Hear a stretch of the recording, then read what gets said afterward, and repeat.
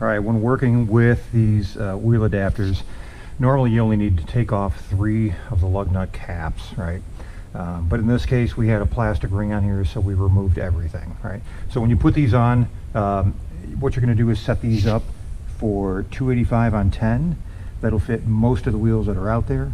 I put these on the 10th dot. In fact, when I set these up, I usually get a Sharpie and I'll mark the 10th dot so I can always see where that's at. Now, when I work these, to make it as easy as possible, I usually grab the upper rod like this, and with my thumbs push on the bottom, and then I'll line these up and place it on the wheel like so.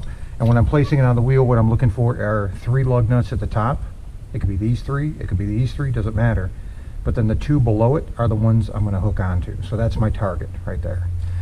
So if I get those aligned properly, and it's truly a 285 on 10 wheel, the bottom one will line up perfectly.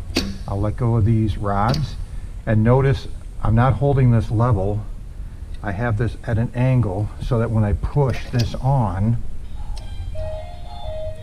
we're going to clear the knobs here. So on a lot of wheels, when this is set back a little bit, these rods will be in the way with the knobs. They'll interfere, but by rotating that and keeping it underneath, it'll go on very nicely.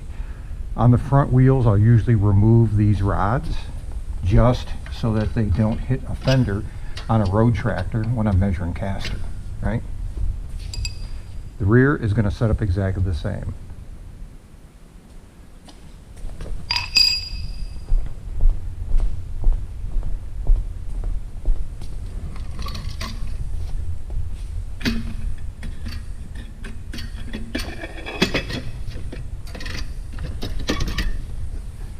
Now that's a good example of us not having a lug nut straight at the top, so we had to choose to go to the right or go to the left. It really doesn't matter.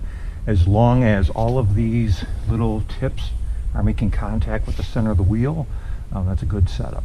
And again, in this one I did rotate the handles to be underneath the lock knobs, and everything worked out perfect.